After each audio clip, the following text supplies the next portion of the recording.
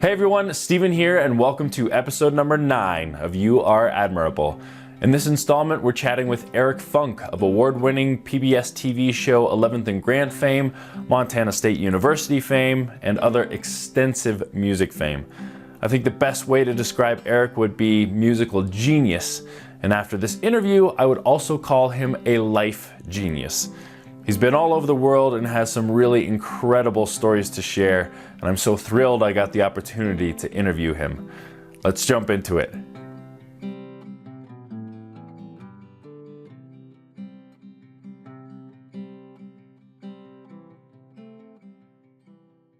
You are a highly accomplished member of this community and a local celebrity. So it was kind of difficult for me. I know that I probably wouldn't have had the courage to reach out and ask you for an interview had Kip not nominated you as somebody he admires. And he mentioned that you're an inspirational figure, and he really admires your talent and your persona. And one of the things that he specifically wanted to know is, what's your creative process? Where does the creativity spring from? Where do you find inspiration?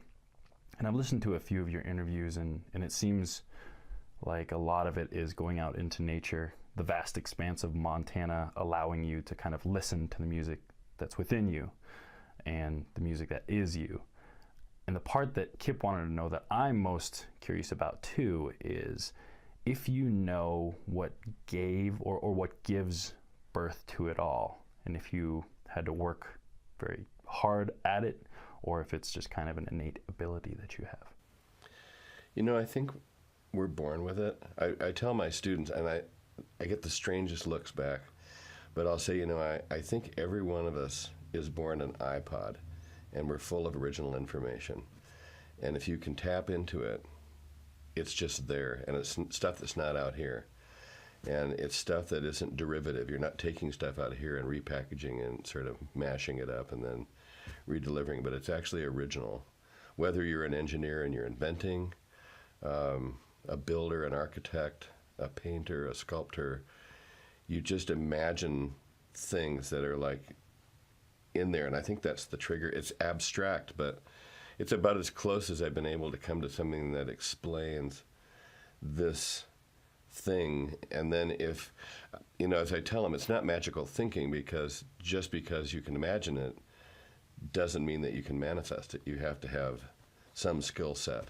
Yeah. And so the trick is, once you get more seasoned at this, is to take the quantum leap each time, so that the next thing that you're doing is almost out of reach, but it's still within reach. You get kind of a feeling for this, like, I think I can do this. But you don't want to do something that's too close in, because then you can kind of get in a rut and it can be too duplicative. Yeah. But if you have the courage to make that big reach, you get into, it's really interesting. Some of it comes from from dreaming overnight, and that lucid state, that sort of in between wake and sleep. I remember one of the things I did was it was called A Glimpse Soliloquy in a Forest, and it was a ballet, but the dancers in the imagery were creating music by dancing through light beams. And it was such a beautiful kinetic art form that now I was stuck with all right, how do I do this? I'm not an inventor. I don't know how to do this. And I sort of just kind of let it cook, kind of let it percolate. And I ran into some people, and I was sharing the idea, and this guy said, you have to meet this friend of mine. He's a research scientist at the University of Washington Medical Labs, and he's basically an inventor, North Korean guy, who had, way back had come to the U.S. and ended up in this position. His name was Kyung-Ha Lee. And so I meet him, and I tell him what I want to do. And he said, it sounds like what you need is a shadow-activated volume control, so that the light beam, he said, like the light beam that opens an automatic door in a supermarket from you breaking the beam. But in this case, what it does is it turns the volume up of sound that's already going in like 3 milliseconds, so that the illusion is that touching the light beam is creating the sound. So he built this linear amplifier for me before they were even around, in this little funky prototype box. And I had about 5 miles of cable that came with this, and he had taken little tiny light sensors and embedded them in the barrels of ink pens that he'd taken apart because he had to have some sort of a holder. And he took it out of the SeaTac airport and tested it 1 mile to see if the light shining, and if you broke that light at that distance, if it would sense it, and it did. So we knew we had that part, and so I thought, okay, so what I need to do now is I need to reflect these light beams off of something because we're going to be in a smaller space. So on the Marley floor that dancers dance on, I went to an Army surplus store and I bought some Army surplus metal mirrors, and I gaff taped them to the floor. And then I shot the lights down, bounced them off the mirror into the sensor. And then we flooded the whole stage with oil smoke, so it was like fog. And you could see these beams of light. And these dancers come out into this sort of quasi-light forest. And the audience is just seeing this sort of silent procession. And meanwhile, I've got a reel-to-reel tape recorder that's running 6 tracks of music constantly at full volume, but you can't hear anything because the volume on each one is turned up full, but until you turn it up with a light beam, it's nothing. And so as soon as they start to enter one of these light beams, you get this ba-da-da. As long as they're in there, it'll just take a fragment. So point being, the long story, the point being is that you have the image, and if it's enough of a passion trigger for you, you can't let it go. It keeps bugging you. It's like you got to figure out a way to do this. It's more about the imagination than like a talent or a skill. It's envisioning something and then kind of figuring out how to get there, yeah? Yeah, I think so. I mean, if you look at everything that's human-made, it wouldn't be here if somebody didn't have the wherewithal to create it in some form. So I think the germ, that little fractal of a thought, gets sort of planted, and then how your own brain sort of personifies this thing, what it becomes is sort of left up in the air. So I guess the big question, when I was younger, I used to think they were out there somewhere, and that each one of us was like a lens, and that if we started paying attention to the ether, that you could get this stuff to kind of pass through. You could reach for it as it was reaching for you. And it's a nice model. It's a nice imagery just because there's no such thing as writer's block if you're not the source, if you're just the lens. So that was kind of a nice way to work, because really all you ever had to do if you felt like you were disconnected was polish the lens, right? Yeah. Just make sure that you had a way of drawing this stuff in. And then it gets to the point where it doesn't really matter where it comes from. But I know in those early works, and I go back and I'll look at my early compositions, lots of times my name's not on it because I didn't feel like I could have ownership for something that I just channeled. I mean, it was that weird. I thought, God, I can't put my name on this. I'm just a scribe. That was kind of the way that I viewed it. But I think my family, with both parents being professional musicians, and all 4 of us kids being professional musicians, having had a 2.5-hour concert that we did in uniforms that had 6-part a cappella singing, and then everybody played 3 instruments. We had all these different combinations. Because my parents were opera singers, them coming down to wake you up and singing It's Opera Day meant that you had to sing everything. You had to sing for the cereal and the toast. And your brother's in the bathroom and you have to get to school and you're singing, when are you going to get out of the bathroom? And he's singing back to back off. And so you have this whole, our life was so Addams Family-like and so musical. Everything was just music. Yeah. Yeah, it's really weird, even looking back, because Dad was a real athlete, and he really wanted my brother and I not to be musicians. He wanted us to be athletes. So we were kind of pitted against each other and very competitive. But playing tennis, playing basketball, whatever we were doing, we were really aware of the timing and the rhythm, and that's kind of what held it together. Sort of weird thought frames that were very musical as a model. So what I'm trying to get to here is I think musicians like us and musicians that I've met, there's this factor X, if you will, that they're born with. It's just like this thing. You can't really just chip away at this stuff and make it happen. There has to be something that's already there. And then I use that for my students. I use that Einstein quote, "The brighter the light, the bigger the proportionate darkness." So as you grow musically, you become more aware of what you can't do and how big the realm is that you're always operating in. And you have to remember to look back at what you have done so you don't get diminished by the immensity of that which hasn't yet been created. Wow. Yeah. But yeah, it's a very, it's almost esoteric, and it's really difficult to explain because as a musician, music is my language, and I've been hearing music in my head since that I was aware of that wasn't music out here since I was maybe 3. And so once you realize that what you're hearing isn't a signal that's external, then you start trying to figure out a way to grab it, poke it out on the piano or a guitar or something. Yeah. And you talk to somebody and they go, I don't understand, how that works. But I can say, okay, what if you're walking in the woods? And one of the reasons I go into nature is because I can't be interrupted. I'm just in it.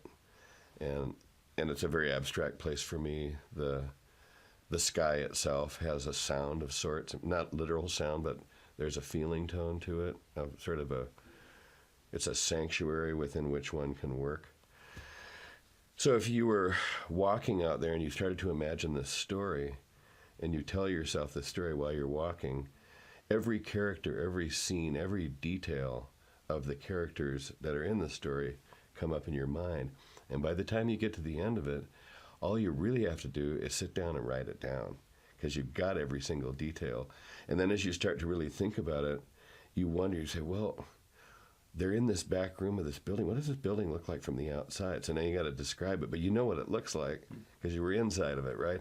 So as a composer, you're hearing the whole piece of music like you'd imagine a whole story, but because music is the language that is your language, it makes as much sense as it does for somebody who's learned how to speak and write and read to use that language to express something. Does that make sense? Yeah, absolutely. It really reminds me of, did you see that movie? I think it's called The Arrival. Is that the one? Yeah. Yeah. It reminds me of that concept. And I'd heard the concept before I saw the movie, but about how if you, depending on your language, you're better at different things.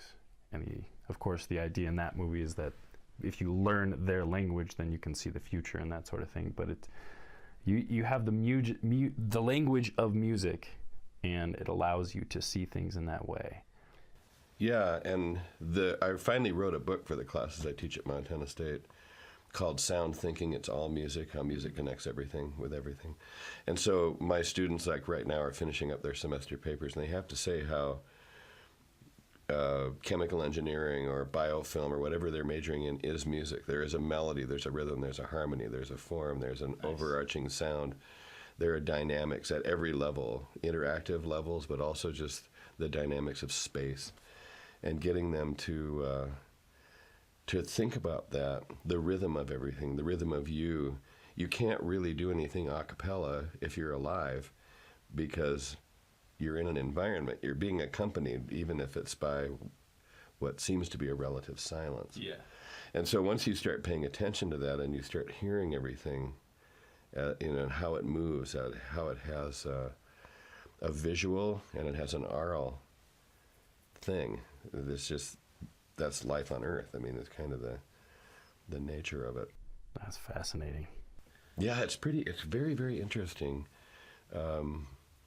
And to be honest, the most abstract thing that I don't normally try to explain to anybody, but since we're going down this road, is that when you hear a piece of music, or at least when I hear a piece of music, from beginning to end, sort of full on, the sounds that are there aren't sounds that are on the earth. They're not like violins or guitars, they're just sounds. And some of them are closer to hamburger than they are to music. So now you're dealing with this sort of density and this texture that has a sound. And then you have to think, how am I going to make this sound with the instruments that we have available on the planet? And I've never wanted to go down the electronic music scene because there's a surfeit of options there, but it seems impersonal. And because one of my teachers was Krzysztof Penderecki, and he was dealing with these idiomatic sounds, and was listening to his recordings, and I thought, he's got to be using electronics. You can't make these sounds with acoustic instruments. And so when he accepted me as a student, I really went to learn his vocabulary and his notation. And sure enough, he had found ways of making these sounds. And probably he was in the same boat as me. It's like, I'm hearing these sounds, but I don't know how to do it. So how am I going to do this? And so you start doing creative orchestrational techniques and mixing things. And you can go real left brain on this, but ultimately, it's got to come out of this imaginal affective domain if you're going to be able to stay on its scent. Yeah. And there's this optimal distance that I always feel where you're just the perfect distance from the truth. You're not too close and you're not too far away. So you can intuit what it is, but you can't say what it is. And it's like the zone, what we'd call the zone. Yeah. And once you learn how to hold that spot, you can go there real fast, like in a thought. And suddenly you're in that place and you just like all channels open and you're really paying attention. And so for me, nature is a great place to do that, where I just take off. But what I'm doing is I'm not really hiking, I'm just listening. Yeah. But the other way I'll do it is go to the busiest place I can find where there's the most distraction and the most noise, because that becomes neutral nothing as well, as opposed to going to a library where it wants to be quiet, but there's these little sounds, you just hear every little thing, and that's awful. Yeah. And so you go to the din, and the din is like the nothing. They're kind of like reflections of the same. The same thing, yeah. You mentioned Penderecki. Your higher education was in Oregon, and Svoboda was there. Mm-hmm. And then was Ferris and Penderecki there too? Yeah, it was strange. Talk about synchronicity. I mean, it makes you sort of believe in what's his name, who did the mythology stuff. Kyle would know. Yeah, it'll come to me as I tell I'm teaching some retired folks right now, and I said, you know what? When something just you can't get it, just remember that your memory is like a lake. It hasn't gone, it's just dived. And it will come back to the surface if you just wait for it. But anyway, what he was saying is if you follow your bliss, that doors will open for you no matter, that are just specific to you. In other words, if you sort of go down that thing. Now I can't remember why I was talking about that. Oh, because of Svoboda, Ferris, and... So I was at Portland State as an undergraduate, and I was about ready to go to the University of Washington, and I had done all the paperwork. And Svoboda gets hired, and he comes on, and it's like, there was just an immediate affinity. I mean, here's this. He was just a phenomenal child prodigy, very Asperger's-like, high-functioning, extremely brilliant, grandmaster chess player, postal chess champion for years and years and years. Really interesting, and he didn't speak English very well. And so he was imparting to me, through one-syllable words, very complex principles. And in a way, it's like that concept that education comes from the word educare, which means to bring out, not to put in. So I felt like he was reminding me of things that I knew. He was just kind of pulling things to the surface. Yeah. And so he was there, I stayed, and I worked with him. And then I went away and did some grad work. I guess Penderecki's in the middle of this. So there's another story, and this is where the doors open. I went to one of my old mentors, who's still living. He's a 95-year-old composer, just brilliant, a real bright star in my life, both he and his wife. In fact, I taught their son, who was high-functioning Asperger's. He was like Rain Man. I mean, literally. Wow. He called me by my birthday. I called him by his birthday. And my job was to do creativity with him. Remarkable mind. But anyway, Bill Stalnaker is his name. This is a most amazing man. I had finished studying with Svoboda, and I was kind of on my own. And Bill said, what are you going to do now? And I said, well, I'm not really sure what I should do. And he said, who is a composer who you really respect, but you don't particularly like their music? And I said, oh, probably the first name that comes to mind is Penderecki. And he said, go study with him. Wow. And so I'm thinking, well, that's easy for you to say. I'm just this kid from Montana who's been living in Oregon. go study with him. How am I going to pull this off? And so I go home, and I had a recording of the Passion to St. Luke, Penderecki's piece, and on the bottom of the record jacket in this 2-record LP was this Bellwin Mills address in New York, his publisher.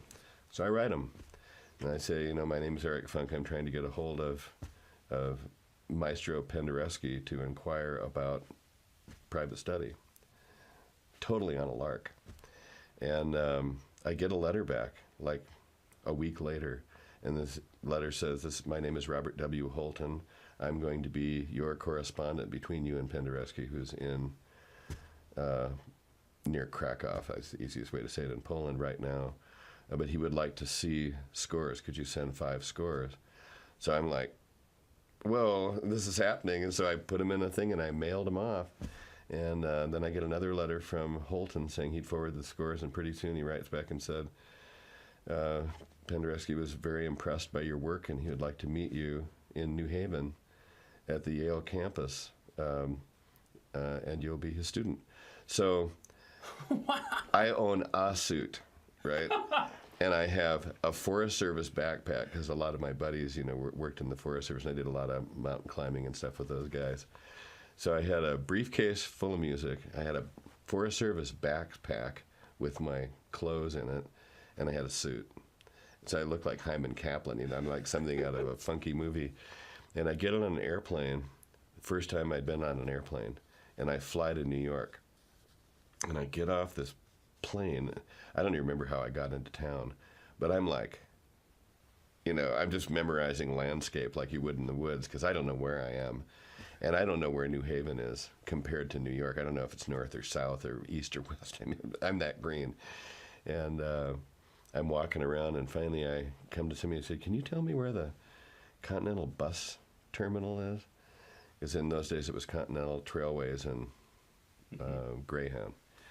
And so he tells me, just people were so friendly and so helpful. I was like so naive. I could have been taken for a ride, right? But anyway, everybody was really wonderful, and they sent me off to the directions, and I went and bought a bus ticket, and I went down to New Haven, and I didn't have any place to stay. I hadn't made any plans at all. I'm just going there because they said you need to meet him there. And so I have money, like $300.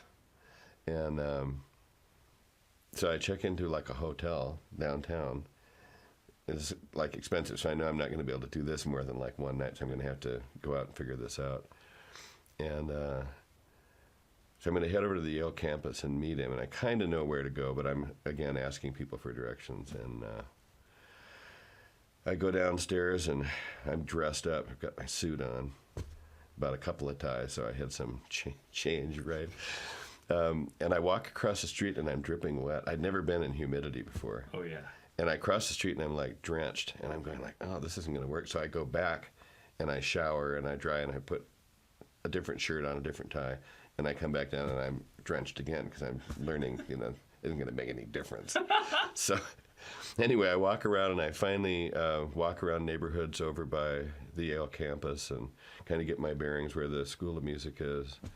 And they had their own music library, like 3 stories, just music books and scores and records. And wow. I was like, I just walked into Mecca, for me. And I went and did enough research in there to see that they had every score and every recording of everything that he'd written up to that point. And so I wasn't sure exactly what time he was going to arrive, where he was going to be when he did arrive, so I just went and talked to the front office, walked around, saw this sort of derelict house, big old house, going to run down with a refrigerator and a burnt couch in the yard, no grass. And I went and talked to these guys and said, have you got a room that I could rent? And I think the rate was like $25 a week or something like that. And so I ended up staying there. And I was really nervous when I met him. We had this, first started talking in German, and then I realized his English was good enough that we could just go that way. Mm-hmm. And he said, I'd like you to write a string quartet. He looked through, we talked about my scores, and I brought some scores as Svoboda too, because he was my mentor. And I promised Tom that I would share his music, and he wasn't that interested in Tom's stuff. He was like focused on me, and so he said, "I'd like you to write a string quartet." And I think, because I'm such an American kid, I think, okay, I'm going to impress this guy, and I stay up all night and I write a string quartet using his notation, which I had learned before he arrived, but I listened to all of his stuff, and I went like ready. The star pupil, motivated. And so he goes, the next day we have a lesson for a couple hours, and he looks through the whole thing, and he really likes it, and he said, "Okay, now I'd like you to write." And I thought, oh my God, he's not impressed. He thinks I can write a piece a day. I'll be dead by Thursday, it's that kind of a deal. So pretty soon I'm kind of getting jumpy, because I'm seeing him every day for like a 2-hour lesson, and I only have $300, and I've already spent a little bit. And I had a credit card, so I could put the room on that, but I wasn't supposed to spend the credit card. And I had a little bit of cash, and I'm kind of thinking, I have to eat. And so I'm kind of like getting a little jumpy. And so finally I said, I just need to ask you what my lesson fees are, so I know how often we can meet. And he said, "No, there's no charge." Wow. He said, "You're my only student. I'm only here to work with you." And it's like so bizarre. And so then I dug in, and then it got to a kind of a funky spot where we had worked together for so long and so intensely. And he invited me to come to Poland. He owns a castle, and I could go to Poland and live there and continue to kind of be like a protege. And it was the first time I had to make like an adult decision. Yeah. Where I'm thinking, I've accomplished what I've wanted to accomplish with him. There's nothing else to learn, because my foundational teaching was so strong. And then it was after that I met up with Sander Veresh.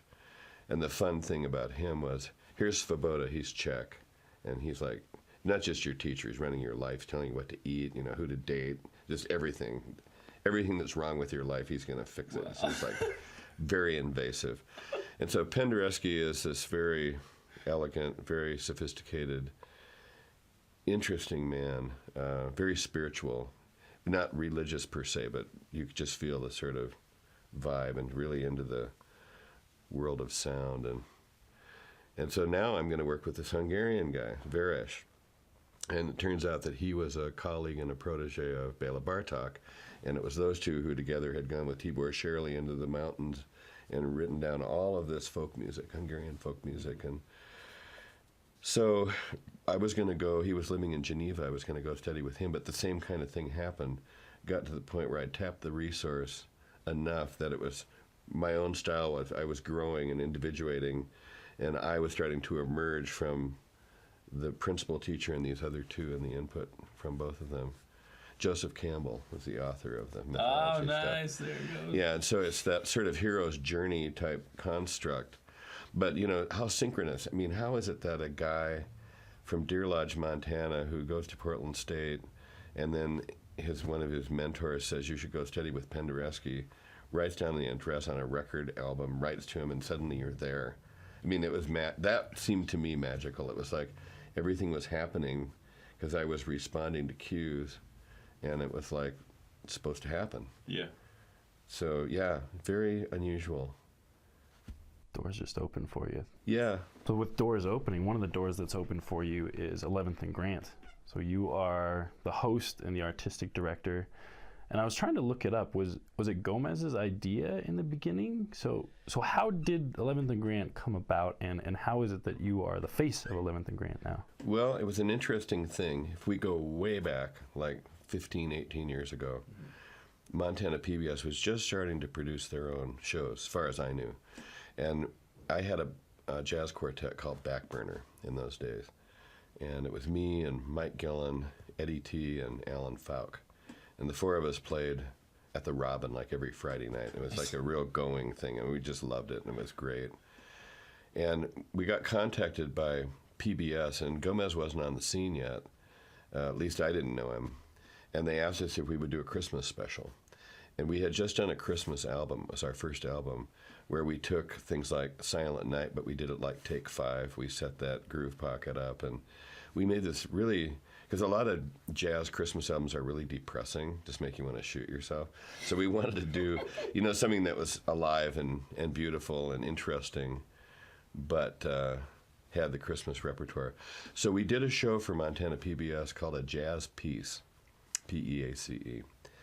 And people loved it, and they aired it for a year, maybe 2 years. And I got a call from Lisa Titus and Gomez, Ruth here, and they said, we want to go to Casa Sanchez and pitch an idea to you.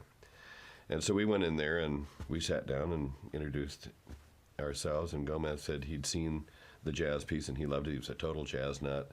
And then he talked about where he'd grown up and all the great jazz artists he'd heard, and we're talking, and he said, I'd really like to do a Montana PBS jazz show. And my response was, if we do a jazz show, it's going to be to too limited of an audience. But if we go all Montana, all music, then I think we're going to have something that'd be really interesting. And part of that was inspired by back in the day when I'd been music department chair at a couple of different colleges, and I had formed this ad hoc committee, and it seemed like wherever I would move, I'd keep my ad hoc committee in contact as my advisor group. One of those guys was a guy named Hal Cook, who I'd met when I was living on Orcas Island for 5 years, and he had been the editor of Billboard magazine for, 40, 50 years. And he told me one time over coffee, he said, somebody in every state needs to rake all the talent to the middle and present it, produce it in some way, because record companies, there's no way they're going to get to the bottom of this. The world's too big. And so with that in the back of my mind, when they're hitting me with this idea, I'm thinking, every little town in this state is going to have a couple of bands. They're going to have these musicians in all these different genres. And I know enough of them that I know I can get a good start on this, without really having a sense of what it was going to look like yet. But now that it was all genres, I could kind of start going. And so the first season, it was interesting to me because I used Jenny Fleming, I used my own group, Backburner, I used Phil Auberg, and to me, these were all different genres. But when people saw it, they called it a jazz show, and I thought, oh no, I don't want it to be a jazz show. I want it to be this other thing. And to me, everybody wasn't doing what I would call jazz. It was sort of a narrower definition, maybe jazz-inspired or jazz-influenced. And so the next year I fanned out even broader, and then pretty soon I just started fanning way out, to country rock and Celtic and bluegrass, and we're a microcosm of the planet. So any music that's anywhere, we're going to have it here as well. Even Zydeco, it's bizarre. And so that was the beginning, and we didn't have any money to do the show. In those days, Jack Hippa was the sort of head of Montana PBS, and he had offered up the studio and the equipment. So that was huge because, Lordy, there's no other way to do this. And then Scott Sterling was new, young guy, and Mike Ballard was on the crew as well, another director. And it was kind of just this piece, we're going to try to do this thing.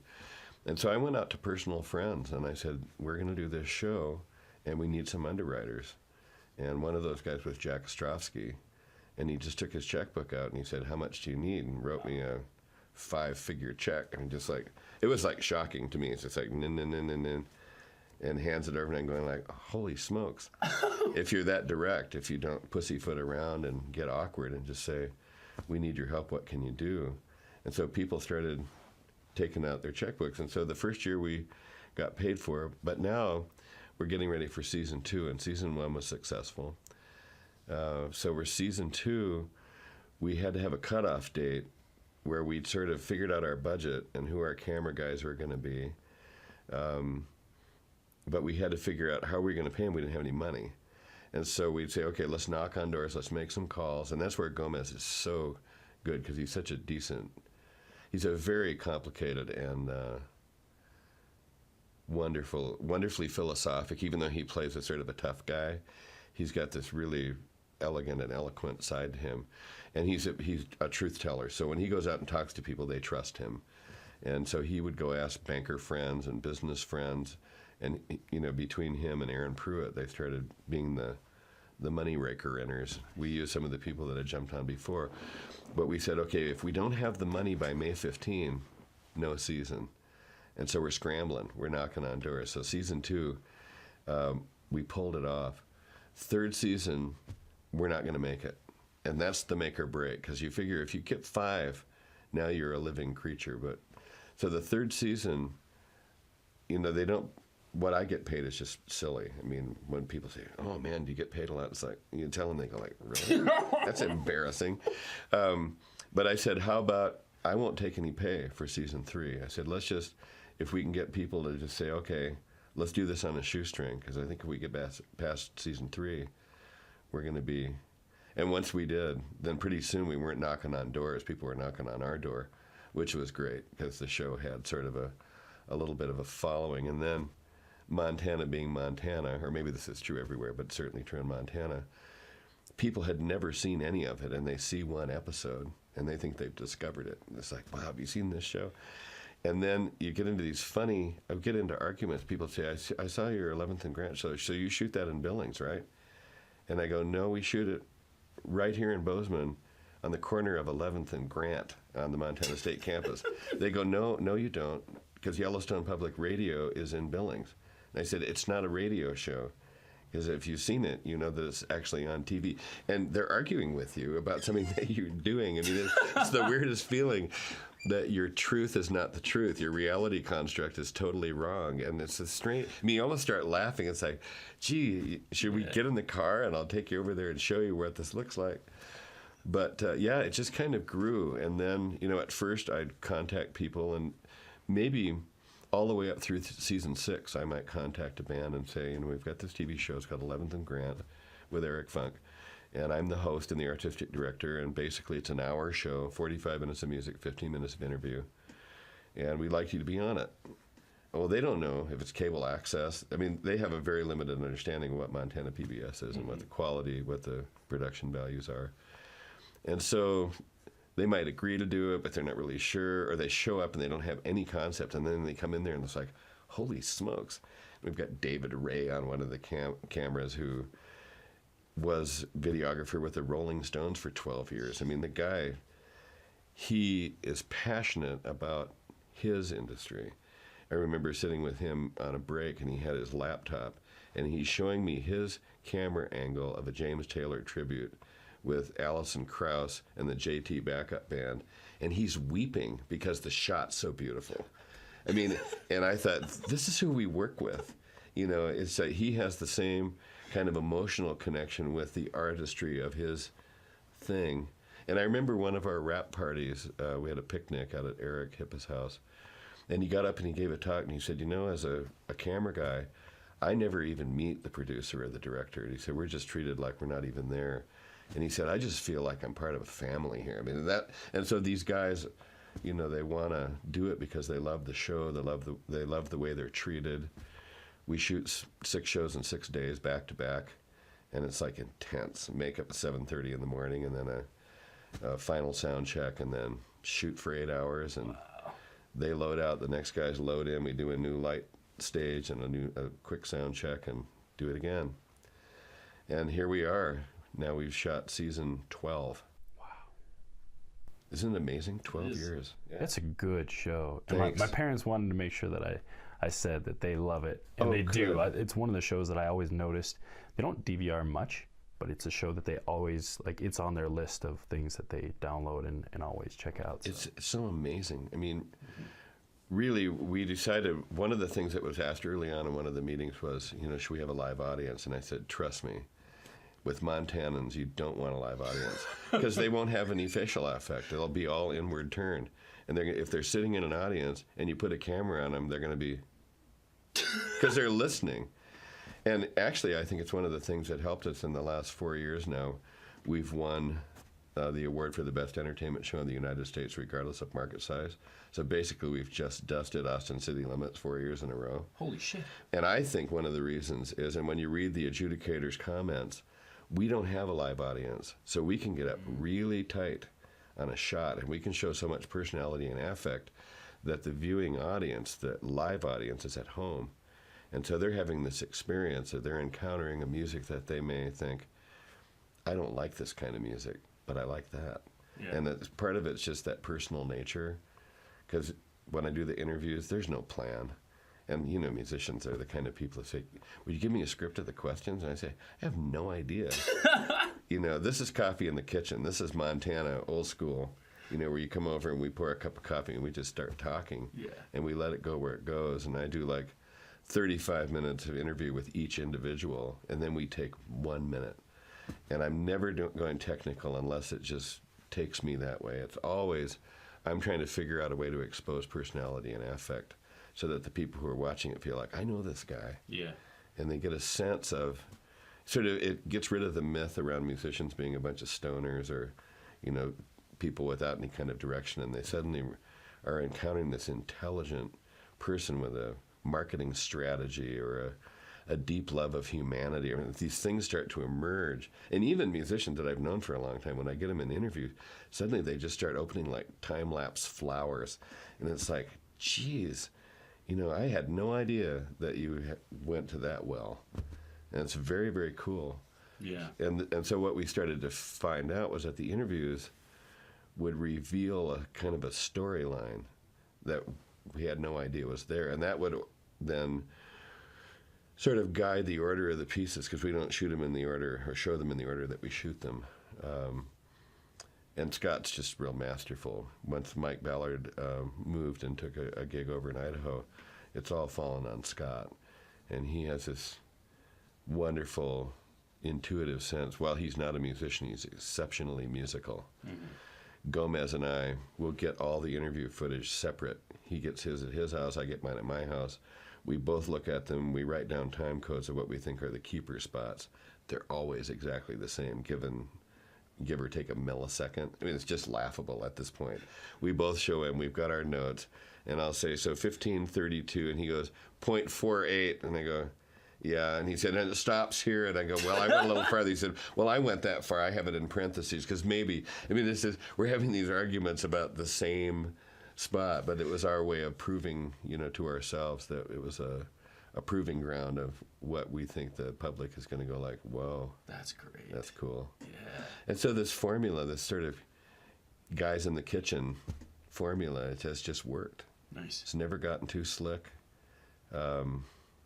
It's kept that sort of family vibe of us being there. I'm on set on all these shoots, and every time the band finishes a number, I go out and talk to them about it. Sometimes I'll go musical and say, you know, any chance you could just kick the tempo forward just a little bit, kind of like more of like a producer on a record album. But we don't want to make it a recording session. We want it to be live. And so I say, you know, think of this as a gig. You're out at Pine Creek, you're playing this gig. You don't get done with the song and say, oh, shoot, we need to do it again. Because you wouldn't do that in a gig. I mean, it is what it is. So let's try to keep it real.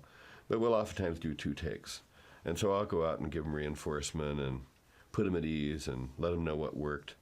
And because I've done so many different kinds of music, they're dealing with a musician, so they trust me, which makes it work really, really well. And then in the interview, it's a total gas because they drop their guard.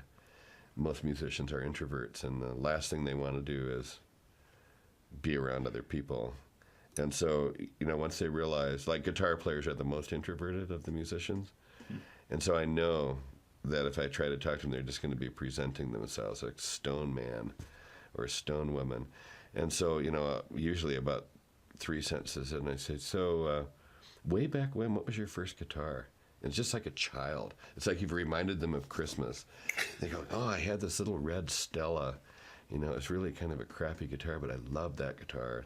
I said, and so you played that for a while, and then what did you get? Well, then I really got in. I got this thing, and pretty soon they're like in dreamland. They don't even know the cameras are there anymore, and they're just talking away. Yeah. But it's because I kind of know that world, you know, playing guitar, playing bass, playing drums, playing keyboards. I can go down those roads. And in the old days, I used to play one tune with every band on those early shows, which was fun, but it started feeling like Captain Kangaroo. You know, I just felt like it was like a shtick. Yeah. And so I said, you know, they're going to lose one of the songs from their set list because they have to include me in it. And it felt a little like Marion McPartland meets Captain Kangaroo. So I said, let's do it situationally. And I stopped doing it, and then every once in a while I would jump in on something.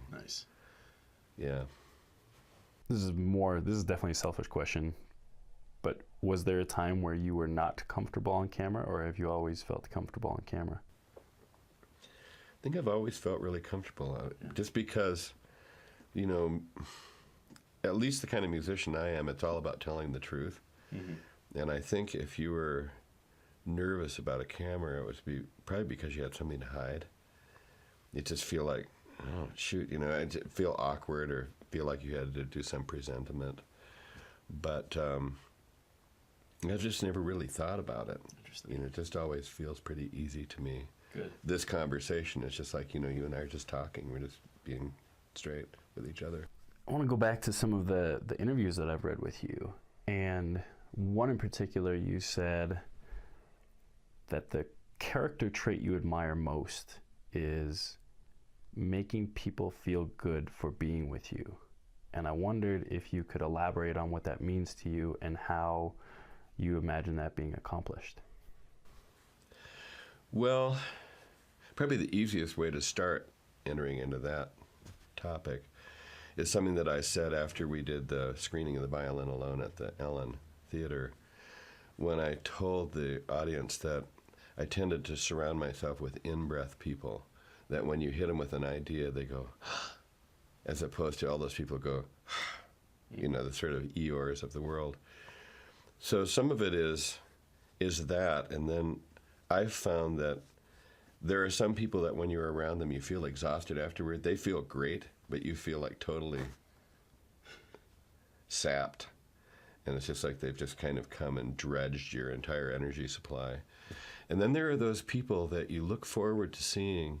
You don't duck them on the street. I mean, you see them coming and you're so happy to see them, because when you hang with them and you go directly into a conversation, it can be totally shallow and meaningless, or it can be substantive and very deep. You don't know what it is, but you know it's going to be real, and you really are happy to see them. And in a short encounter or a long encounter, you walk away and you just feel better for having been with them. And I think it's a trait that some people have. I don't know if it's something you can groom. Maybe in my case, because teaching has always been a side bar, and as time has gone on, I want to impart that which I know. I want to help people learn how to think, don't want to tell them what to think. I mean, I'm sort of the critical thinking arena. But beyond that, there's an entertainment piece to this, where you have to be able to engage with people and get them to drop their guard and to laugh and to open up and learn. And so there is a certain amount of grooming behaviors. Or, for example, when I was teaching honors college text and critics type classes, my opening gambit with the students was, in my section, you need to think and speak in questions. And so it disempowers the alpha male or the alpha female from slam dunking the answer and stopping the conversation. So they can't say, and that's why the sky is blue. They have to say, and is that why the sky is blue? And you get this buoyancy. And so when you practice that and you start nurturing young people to do that, in the name of great conversation, you start to sponsor inquiry as a form of knowledge acquisition, the Socratic dialectic. And so what happens is they start to realize the value of that when you're with someone, like you're doing right now. You're asking me questions, and we're engaging around this, and I'm kind of throwing questions back your way in terms of how I answer the question. There are interrogative teasers that are laced in there that allow this sort of liftoff that makes it alive and exciting. And it makes our time pass very quickly, but at the same time we can go really, really deep, because in this instance we're both in a state of wonder. Value is not a noun, it's a verb. And so we're both looking in the same direction, and we're kind of wondering, and we're getting a depth of field, a parallax that we're achieving just because of you being one eye and me being the other eye in that binocular vision. If I had a different person, it would be a different thing. And we've all had that experience where you go to a concert or you go to a play or you go to a film with somebody, and you have an experience that's different depending on who you went with. It's the weirdest thing, and I'm not really sure, but I think it has something akin to this. Yeah. And so being passionate, being honest about, being passionate about the things that you really care about, being earnest, being playful, not taking things too seriously, but also taking them very seriously simultaneously. So there's a sort of a playfulness and a disregard in a braid with a very deep respect for the whole thing. And when you run into somebody who's doing that same thing, it's a magic is afoot. I mean, really, things start to happen. Because we've all had those conversations where you don't want the conversation to end because it's so alive and it's so full and rich. And then the next day you think, I've got to get back together with that person because that was amazing, and you can't make it happen again. It's really tricky. But I think once you fall in love with that experience, you can create pathways for that to happen. And if everybody's down and everybody wants to go there, it's more likely to happen than the cast off. It's not going to happen, so what's the point in engaging approach? Yeah, definitely. That's an incredible character trait. I like that. I've never heard about that before. I heard it one time. I'd always valued it, and then there was an interview one time with the Beatles, and they were talking about when they first came to the States and how the American press always wants to bring somebody down, and so they're kind of after him, but they're like the Marx Brothers. So this is young British rockers, and they're really imitating American rock and roll, and they don't know why we need them because they have no idea what they're doing. But their manager, George Martin, who just died, he was kind of their producer, just died last year. He said they were the kind of people that you felt better for having been around, and it was the first time I ever heard that statement, and I thought, I love those people. They just lift. And it's not like you go to them for a lift. It's just as part of who they are. It's part of their persona. And so I think whenever, because we're such an imitative creature, whenever we see something like that we value, we take it on and we make it part of our persona as well. You start to strive for that.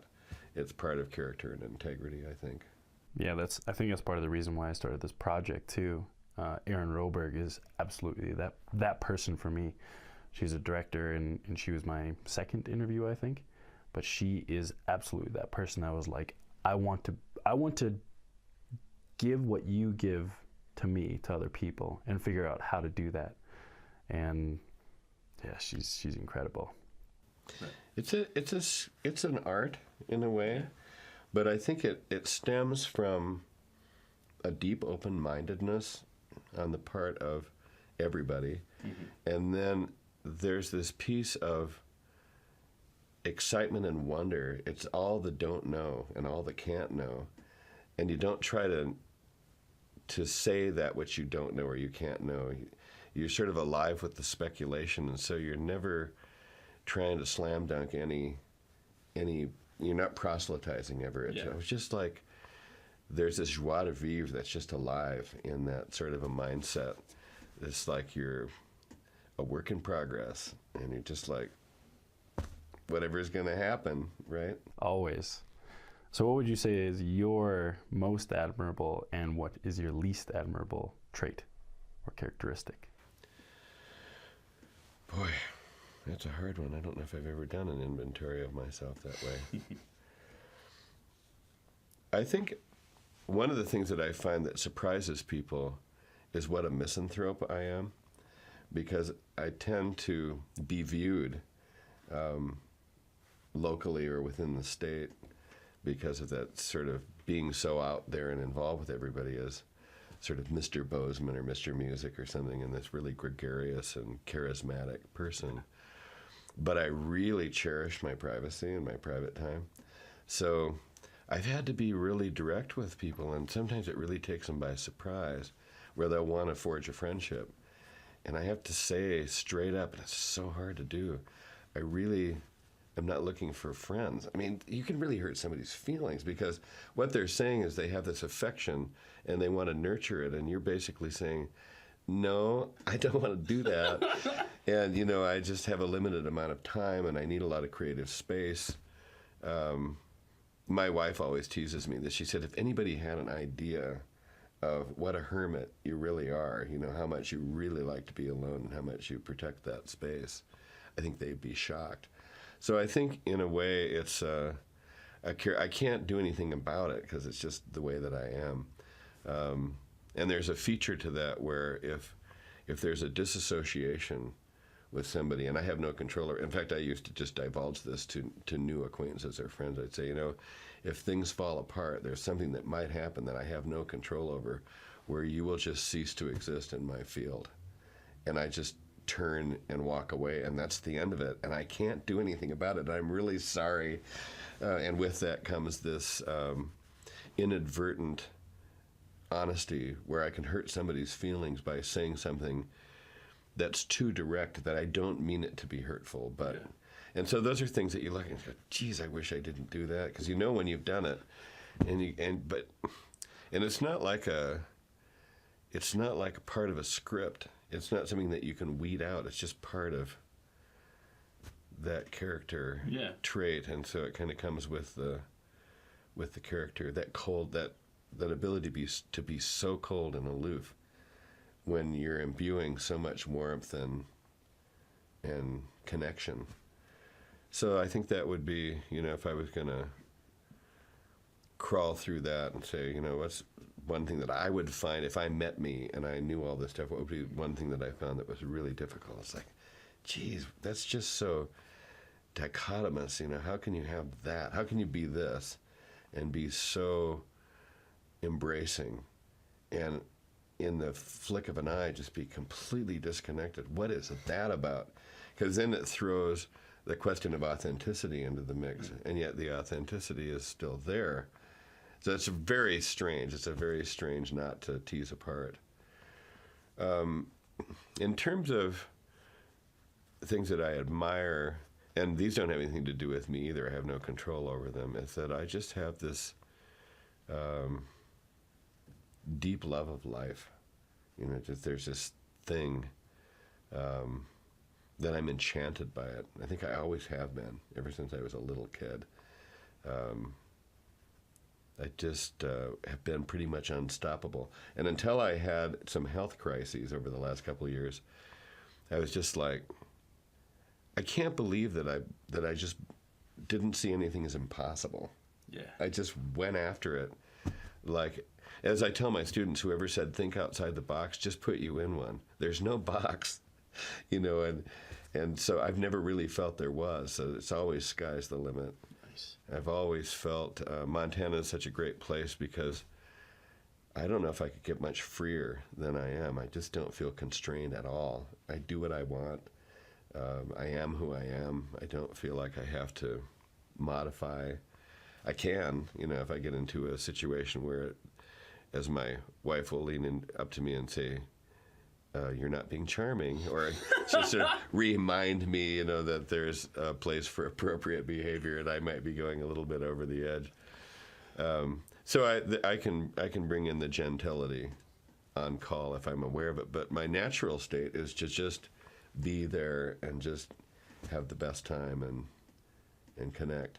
But if it's a party setting, like it's typical, like a 11th and Grant gala in the fall, we usually have this big gathering of all these underwriters, and it probably looks to other people I'm the most comfortable. I'm just having the best time, just hobnobbing, and it's the last place that I want to be is, going from flower to flower.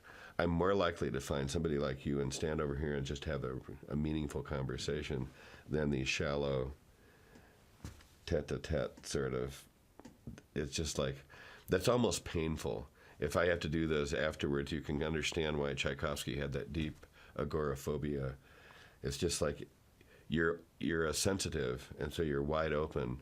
And if you open up, and things can come in that can hurt you and wound you, and you don't even know what's happening, but you can feel an operant loneliness and disconnection from being in a crowd. It's a funny irony. Yeah. And yet, my move against that is either to go into the work mode, where like I'm doing all the dishes, I'm doing all this, I'm disconnected from the group, but I'm doing some functional thing, and so I'm, in that process, or I leave the scene. I'll make a break, a jail break. So I've got one grandson who is so sensitive. I look at him and I think, man, when you're a teenager, it's going to be so hard for you, because this is a harsh place. The earth can be so harsh on a heart like yours. and it can be so closed off. So usually when he shows up, you can tell there's just way too many people. So I'll go grab, say, Sam, you want to run away from home? And we'll take off. We sneak around the back of the house and take off and take a hike or climb a tree or do something. And I know that in a way I'm helping him sort of phase into the scene, but I am also using him to help myself with the same issue. I recognize a kindred spirit when I see one. You know, there's this little 8-year-old kid. That's so funny. Isn't that funny? It is a really, and I think we all have those behaviors if we're really honest about them. When we look at how, you know, how we interact with others, and what is when you can bring a real substantive, and when it's time to do that, and you can't just turn it on. It's not like a switch where you can just engage. Yeah. But if you get around folks, and opportunities can come out of nowhere, and you can turn on a dime, and you just recognize it, and you go like, boom, okay, let's do this. Absolutely. You mentioned that one of the work accomplishments that you're most proud of is Mandelstam. That was a big piece. Wait, you've been combing through the interviews. I've been combing through, and that was in 2014.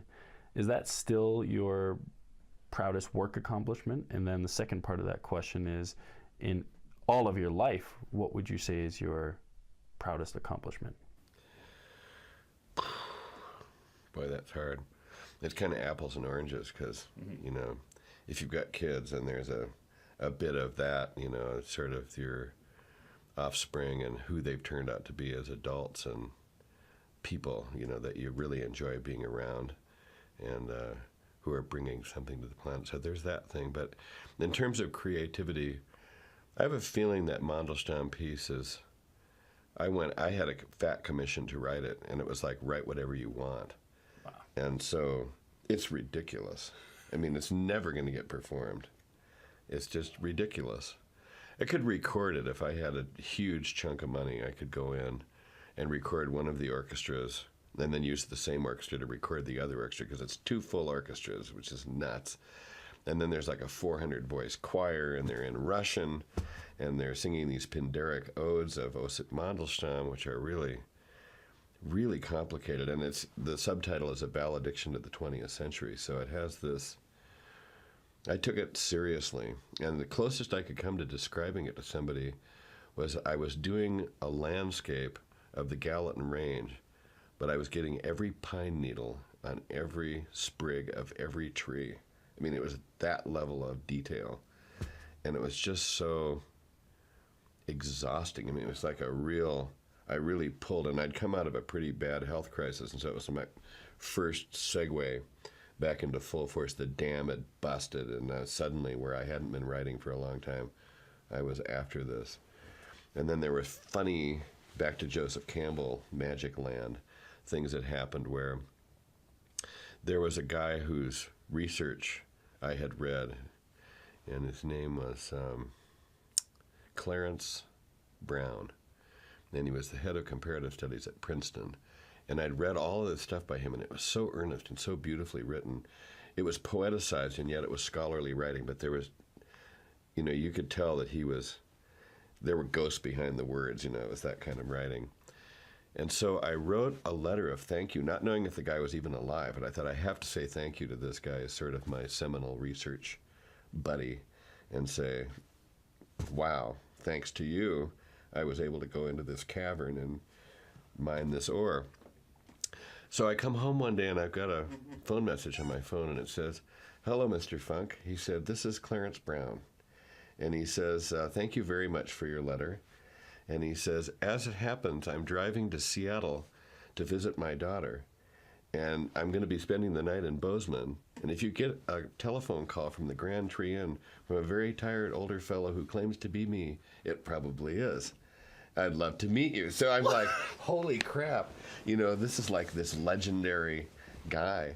And the piece was done. And so sure enough, you know, I can't remember what month it was even at this point, but I get this call, and so I head over to the Grand Tree Inn, and here's this very elegant, scholarly guy who's just authored all this stuff that these translations, and just this amazing stuff, and I had gotten involved in the Acmeist poets, who were Mandelstam, Marina Tsvetaeva, and Anna Akhmatova, and the three of them particularly were part of the sort of renegade group of poets who were up against the Stalin, Lenin, and then toward the Soviet Union era, post-Tsarist Russia. Very, very dangerous time. And so part of my understanding of Mandelstam had to necessarily include Akhmatova, because they were in a relationship, not a lover's relationship, but more of a collegial relationship, but a deep poetic connection. And then he did actually have a relationship with Tsvetaeva, and she has this great line, "You who can look into the sun without blinking, is it too much for you to look into my eyes?" And it's like, that's who these people are. I mean, they're like hitting home run truths, and it's just every time you read something, you're like, dang, who are these people? And it's rocking my world, right, big time. So I'm meeting Clarence Brown, and he tells me that he was carrying, he went to Russia. He probably was working for the government in some capacity, because he was that kind of like the guy in Russia House. You know, you're not really sure what his segue was, but he was very, very sophisticated, way, way smart, and broad, just massive breadth. But anyway, he had met Mandelstam's wife, and because they had outlawed Mandelstam's poetry, all these people had memorized the poetry, and they would say them, and they kept them alive by saying them, and eventually wrote all these things back down again because they were like against the law. She gave him all of the poetry. She gives it to this guy. He brings it back to Princeton, and they hold it in their library. Meanwhile, he meets Akhmatova and becomes a close personal friend of hers, and he's carrying love letters from her to Mitchell Lurie and Isaiah Berlin back to the States. And so he's involved in this world that is an aftershock of the time that they were in, that we're still kind of in the 60s, 50s and 60s. And so here I'm talking to this guy who's encountered all these things that I only have sort of a mythological connection with. And then the piece had some very unusual pieces, because like I say, I think one of the reasons I'm so proud of it is that I opened the portal big time. So in the last, it's 5 movements long, and it's for amplified string quartet in addition to the 2 orchestras and this big choir. And then in the last movement, the weirdest thing came to mind, since we were talking about where do these ideas come from and how do you manifest them.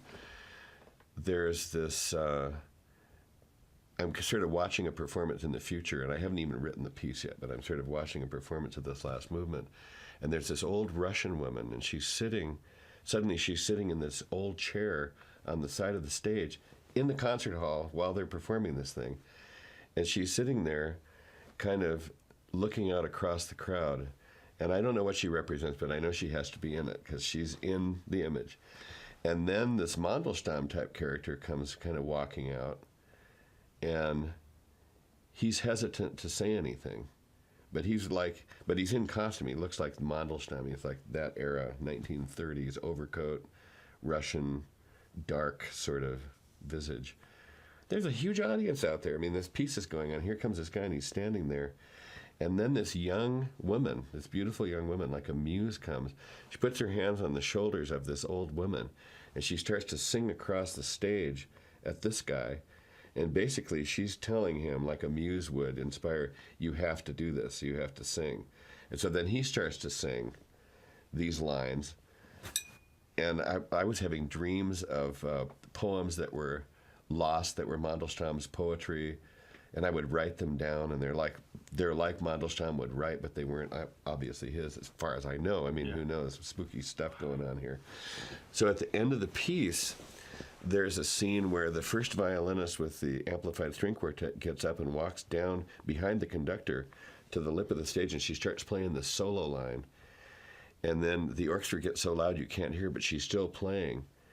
And then the second violinist comes and stands right behind her, so now there's 2 of them, and they're doing the same thing. And the orchestra keeps overwhelming the sound. And then this Mandelstam theater sort of character comes over, and he stands right next to the violinist as if to say, to make sure she's going to keep playing. And I think the line I might have used was, though I lay beneath the ground, my lips are still moving. I mean, it's another one of those real Russian lines. But I mean, that kind of stuff is so theatrical and so operatic and so completely over the top. But I trusted the piece, and then here I am talking to Clarence Brown, and he's sharing all these stories with me about these people, and it's all like all the beads are getting locked into this DNA almost. It's like a living creature of which I was part. Yeah. And so it's one of those things where the paper that I had to write on was so big, because I've got so many musicians, I had to have it on an easel. So it's like an artist's easel, and I'm like writing with waterproof ink on vellum paper, and it's just, the score is like, they're like poster size. They're these huge sheets. So in my mind, laughingly, I'm thinking of these altar boys having to turn the pages because they're so big, It's just totally preposterous situation. And yet the music that's there is like, whew, it's really, really powerful.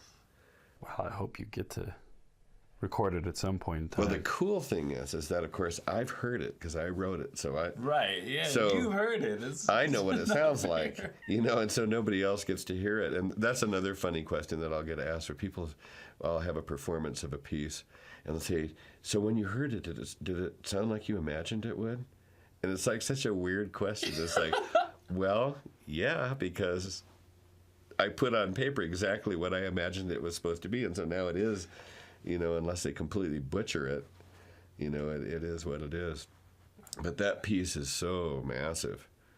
It's just huge. It has a magnum opus feel to it, just partially because of its size, but partially because of its content. I have no idea why a kid born in Deer Lodge, Montana, suddenly had this affinity with these Russian poets. But I think, the time that I was growing up, it's when you are on the planet and who else is on the planet at the same time, and who you get to hang out with. Spending time with Nadia Boulanger in her apartment in Paris and looking, she's blind at the time, she's 93, and I'm holding her hand, and I've had a formal letter of introduction that allows me to be, it's like real old world. We're drinking tea. She's been in this apartment since 1904. I'm looking around at the picture rail, and I'm seeing 18-year-old Stravinsky and 21-year-old Aaron Copland and Arthur Honegger and Darius Milhaud and all these. They look like graduation pictures of these young composers that she midwifed, basically, into themselves, because none of them sound like each other. And so that was part of my question. But I've dropped into history here, and when I first met her, we're talking.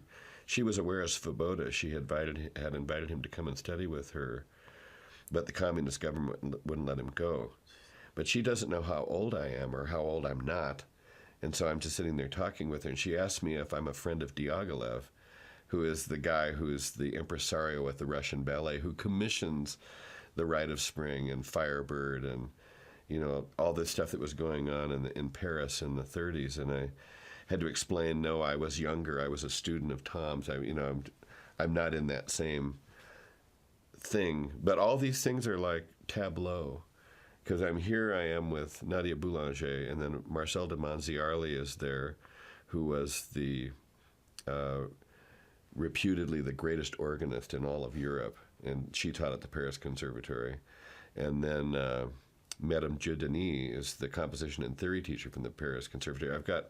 I've got the opening scene from Macbeth, but instead of witches, they're angels. I've got these like brilliant women who are like these, and I'm in this old apartment with a full pipe organ with 32-foot pipes and 2 grand pianos and these pictures of all these dudes around the wall, and I'm going like, how do I end up being the pebble that gets thrown in that pond, right? And then the concentric rings that result, it's all quite phenomenal. And so then you end up starting to take your life very seriously and not seriously at the same time, like we were talking before. Exactly. It's synchronous, but we all have these opportunities, and then how much are you paying attention, and what are you going to do about it? Wow. So yeah, I think the Mandelstam piece, it has a whole bunch of stuff that came with it. And after that, then I did a ballet what's called an opera ballet, where there's one character that sings and everybody else dances their part, and it's on the life of Anna Akhmatova. And then I did a song cycle on Marina Tsvetaeva called The Captive Lion. And yeah, you get into those guys' world and you realize that they're in a very oppressive environment. And that I don't think you have to be in an oppressive environment to tap into your poesis, that sort of fountainhead of creativity. But if you are in one of those things and you are a creative person, you will go within because there's no place else to hide. But in Montana, you can go there voluntarily. You can say, okay, I'm going to go plumb my depths. That's my choice. But with those guys, man, you read the kinds of things. Like there's a great line that Akhmatova has in her Requiem. It's a great big collection of her poems. Well, that's another quote. There's one where she's standing outside Lubyanka prison, and all of these women are waiting to see their sons and their husbands marched off to the gulags. And she's one of them. There's just like hundreds of women. And the way that she describes it in the English translation is that somebody in the crowd recognized who she was. And they couldn't really touch her because she didn't do anything political. But as far as the people were concerned, she was telling the history, but it was wrapped in the poetry. So she was like the truth teller. And she says, this woman recognized me, and she came up and leaned up to me and said, can you write about this? And she said, I answered yes, and something like a smile passed across what once had been her face. Who even says something like that? I mean, doesn't that hit it? And there's the beauty of poetry, and if it can survive a translation from Russian into English. So you get in a taxi cab in New York, and you've got a Russian driver, and you say, oh, you're Russian, and they say, yeah, and you say, I wrote a piece about Mandelstam, or I wrote a piece about Akhmatova or Tsvetaeva. They reach into their pocket and they pull out the complete works. I mean, these guys, it's amazing. I've had that happen hundreds of times, and they've memorized these things. It's like part of their whole liturgy of life. It's not a religious frame. It's a trying to translate the experience into truths that are tenable, so you can survive intellectually and spiritually in an untenable situation. Unreal. You've met incredible people in your time. God, I've been so lucky. Yeah. It's just amazing. One of the funnest ones was I was asked to write a piece of music for the 100th anniversary of this Czech composer, Jan Hanuš. And I had gone to Budapest to have for the PBS guys to film the world premiere of my Violin Alone piece. And so these people from the Czech Republic come down and they start talking to me afterwards about writing this piece in memory of their father. And Mandelstam actually has a line in one of his poems, he whose name is adorned in song is twice blessed. So that's kind of in the back of my mind. I'm thinking this is a great way to memorialize this guy. Play all of his music, but then I'll write a piece that's variations on a theme that he wrote and lift him up another way. So then it turns out that his best friend was Karl Husa, who had left the Czech Republic just before Svoboda did. He left when the communist threat was happening. He escaped and came to the U.S. So the funny backstory on that is that 3 different times in my life, I was premiering a piece of mine that I was conducting, and Karl Husa was premiering a piece of his that he was conducting, and we're backstage together. That's where we first met. And we'd come to another concert, and here we were again, this wonderful, beautiful old Czech guy. And he had been, for like all the time he left the Czech Republic, they wrote letters back and forth like every week, Jan Hanuš and Karl Husa. So I find out they're going to do Karl Husa's piece on this thing, and so I ask the granddaughter of Jan Hanuš if she has contact with Husa, and she said, yeah, and I said, can you give it to me, because I need to write to him. So she says, yeah. So I write to him, and I said, I don't know if you remember this, and I bring he totally remembers our time that we bumped into each other, and he's a really important, just died last December, composer, this beautiful old guy. And I said, here we are again. We're both going to have pieces on the same concert. Are you going to go? Because I'm going to try to go. And then I had the stroke and the endarterectomy, and they wouldn't allow me to fly. And then he was 96, and he couldn't fly. He's just too old. So neither one of us could go. And to me, that's poetic too. Yeah. They're doing our pieces, and where we had been 3 times prior, backstage with each other, and then watching each other go out and conduct our piece. And now we were both having pieces performed on the same concert in Prague that neither one of us can go to because of health issues. It's so poignant. Yeah. Because all of that stuff, it all kind of mixes into the salad. It's pretty profound. Other than your parents, who do you think has been the biggest influence in your life?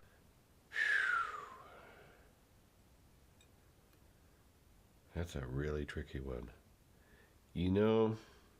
Weird as it sounds, it's like I've probably been the biggest influence in my life as a translator for my own experience. Interesting. So if I sort of bifurcate myself and I look at all the teachers that I've been lucky enough to have, I had to translate what it was they were bringing to the table and turn it into an admixture that was going with what was necessarily the next thing.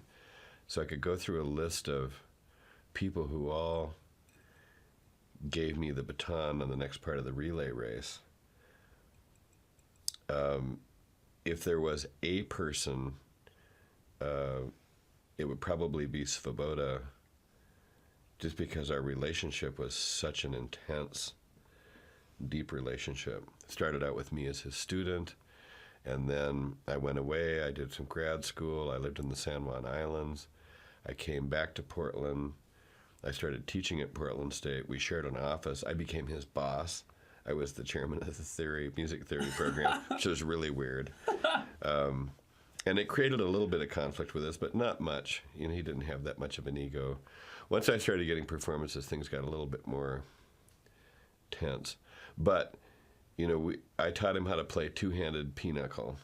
And then two-handed pinochle wasn't enough for Tom because he's, like I say, sort of Asperger's-like guy. So we were playing two-handed 2.5 deck pinochle. So we had this ridiculous pile of cards. And he would want to play between classes.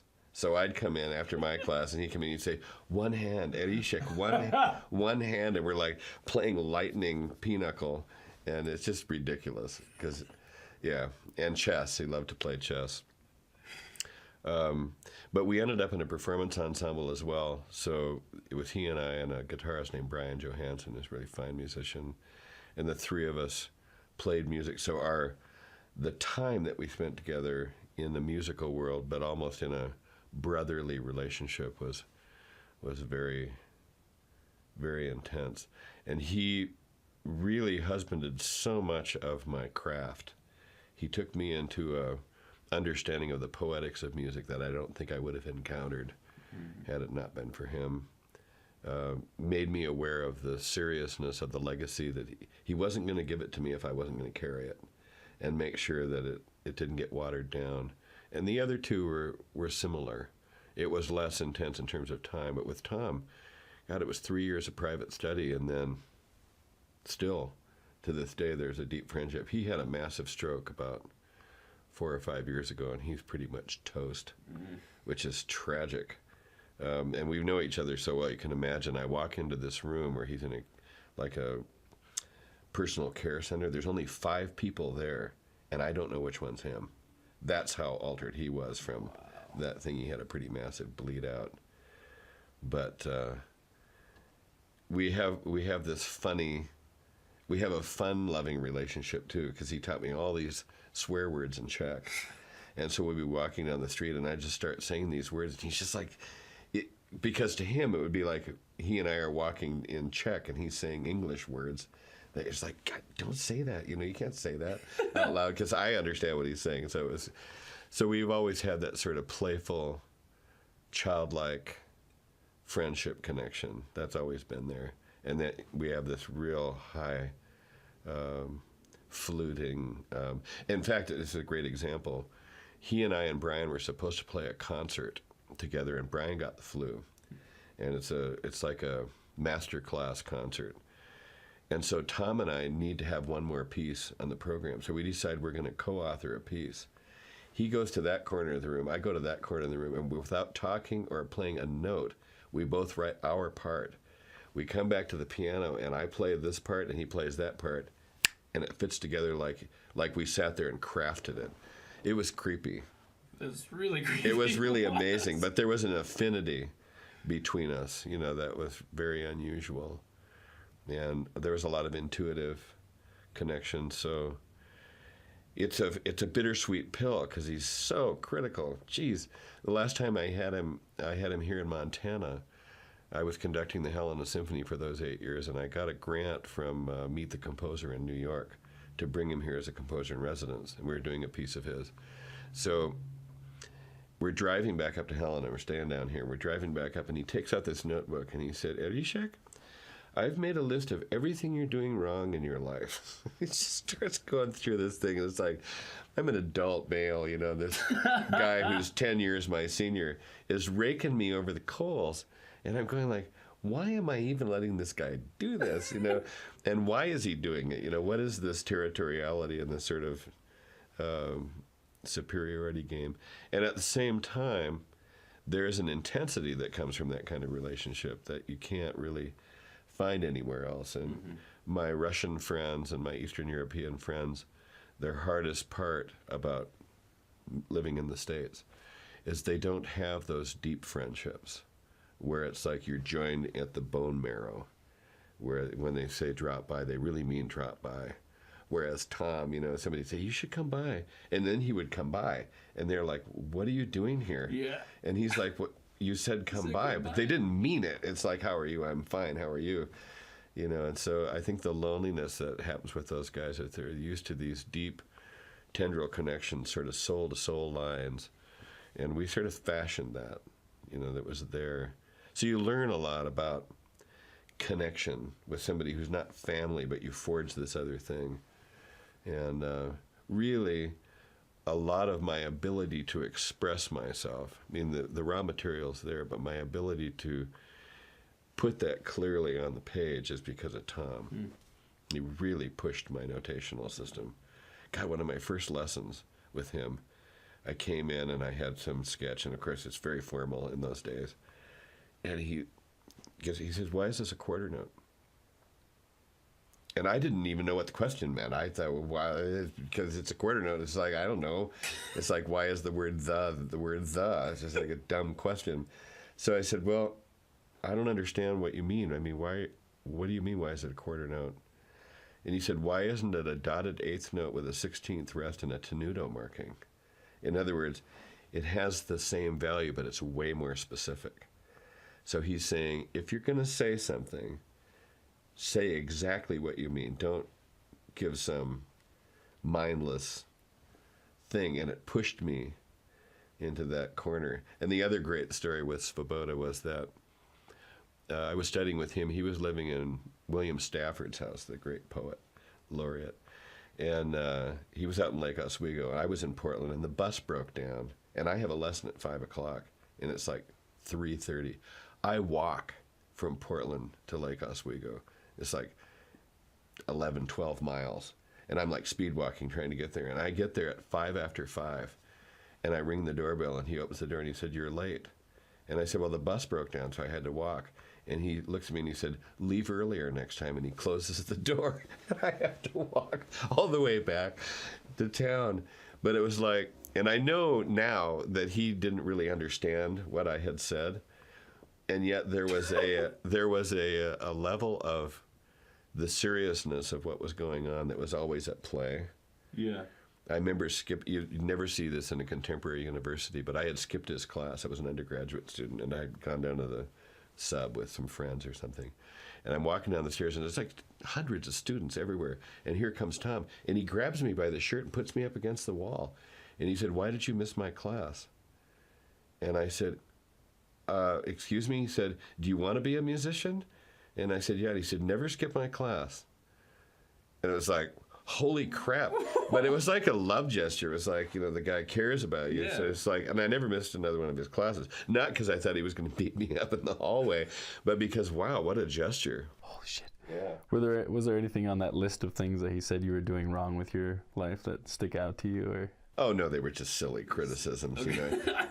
there are some Eastern European people who think that their solution to life's problems are the solution to life's problems. And so for him, you would never get a cold if you ate peppers and garlic. So if you start having a cold, you should eat pepper and garlic. And you shouldn't eat the following things. And you shouldn't eat them at this time. And he was also a mycologist, so he had all these mushrooms that he was into. Everything that he did was the way life was supposed to be. And if you didn't do exactly what he did, you were not doing life the way life was supposed to be. And so at one point he said, he said, this is where it got really personal. He said, every piece of music that you've written has a lousy ending. That's a huge thing to say. And so and it kind of sort of slapped me, and I thought, what are you talking about? And I said, well, what about Legitza?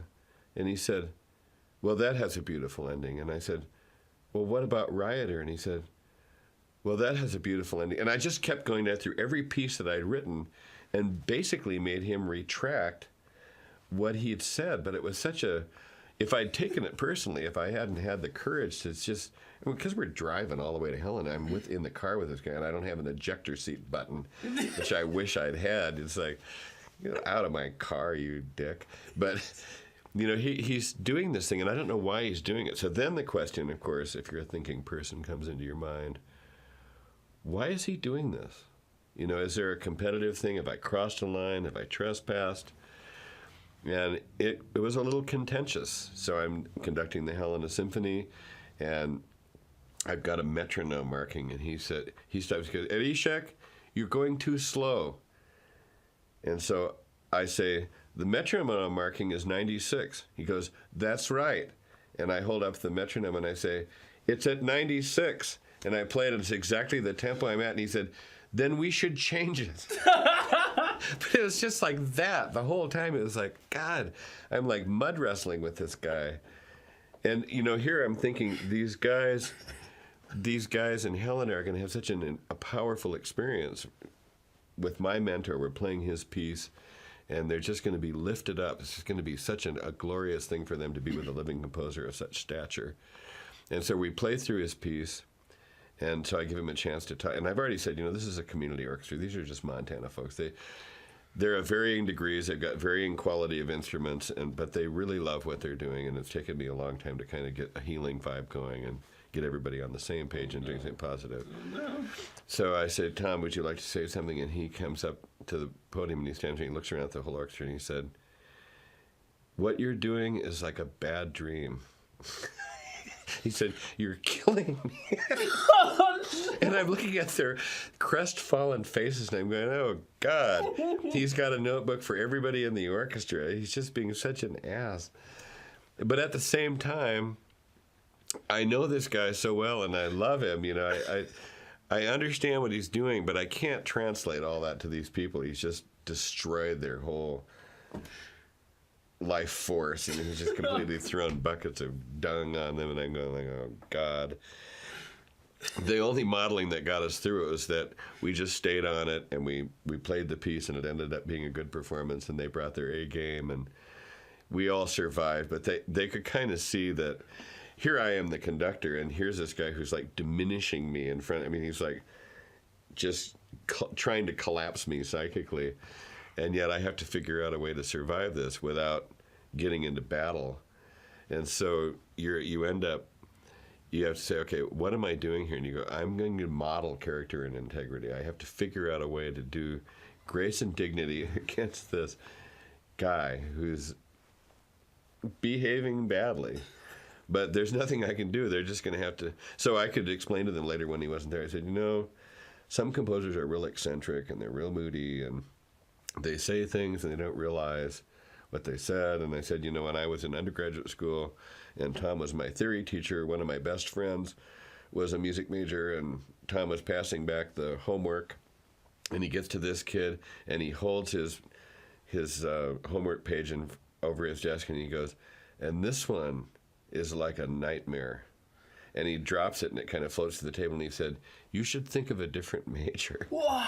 And so the guy that I'd known for a long time quits music. And in retrospect, Tom was right.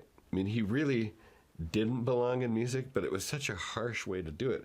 So years later, when I became really close with Tom, I said, Kurt Gustafson, that day that you held his thing up and you dropped it and said, this is like a nightmare and that you should switch your major, he stopped doing music from that point. And he just looked like I'd heard his feelings. Like he couldn't imagine that he had actually done that. Because he probably thought he was being funny, or he didn't realize, just unaware. But at the same time, I guess if I rake through it all, he was a real powerhouse. Because it's always a mixed bag. It's not like who can you dredge up that had the most positive. It's like who was the most comprehensive impact. Definitely. And there's some powerfully negative things and some powerfully positive things. And yet we survived it all. Yeah.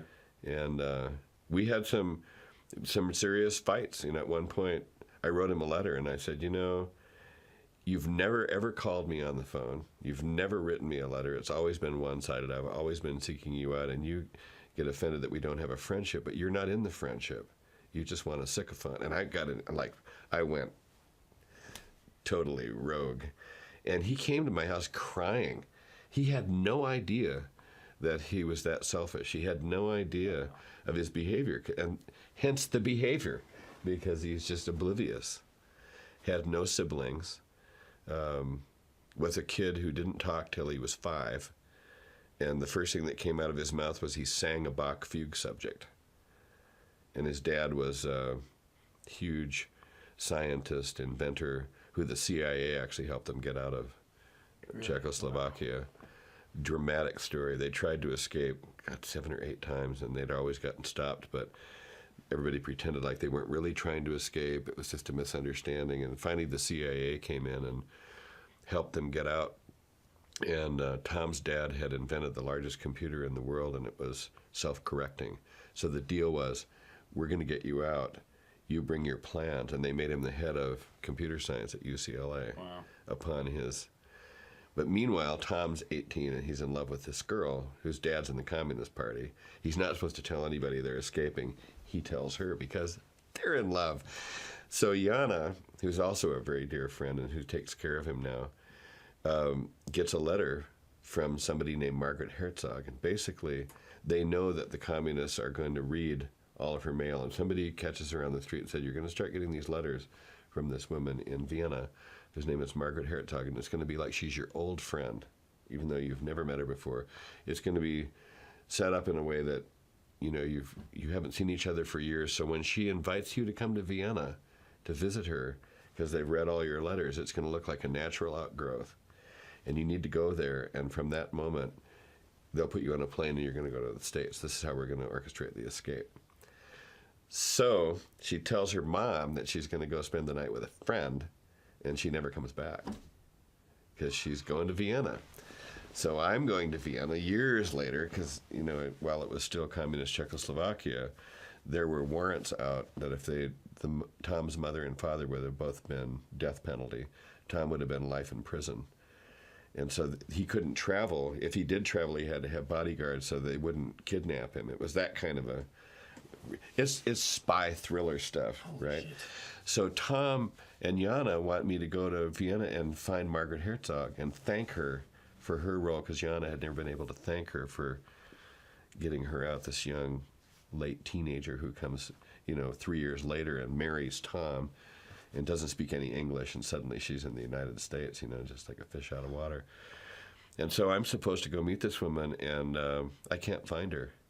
I find the name, I find the address, but that address doesn't exist.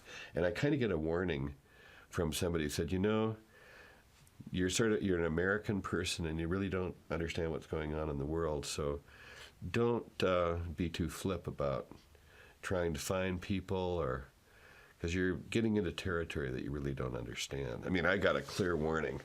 Wow. And I thought, oofta, this is not like TV. This is like getting killed in an alley type stuff, so I backed off. But you end up in these situations because of who you meet and when you meet them and what's going on, and it changes your worldview. Yeah.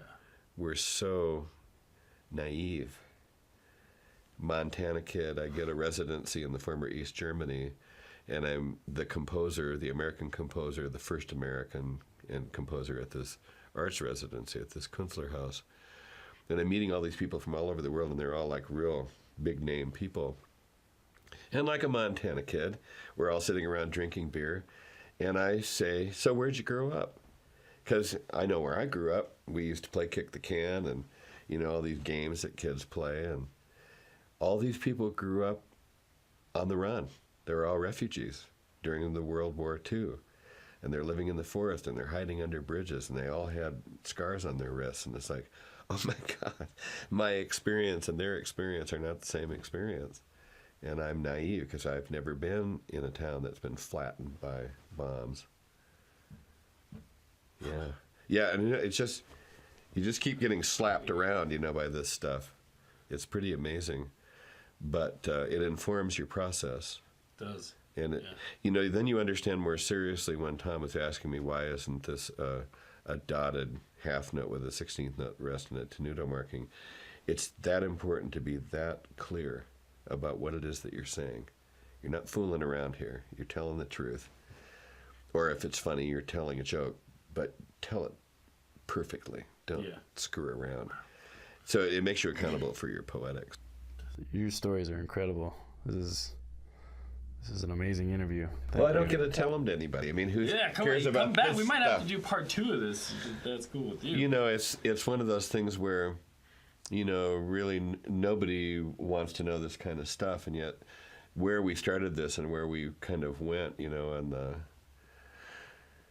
into this labyrinth, then all of this stuff is all part of it. It's all part of a weave, and each one of us is in the process of becoming ourselves. This sort of self-actualization, and the recipe that's turned me into me has some really unusual pieces to it, that are just very singular. Mm-hmm. And then if you're paying attention, then they're going to be all to your advantage. They're going to make me a better teacher for some structural engineering student at Montana State who's taking my enjoyment of music class, and I say something a certain way, and it's going to lace into their memory in some fashion that just hits them for the rest of time. And I have no control over that, but I have the ability to turn that sentence into that dotted eighth note with a tenuto marking. I know exactly how to be eloquent and when to say what.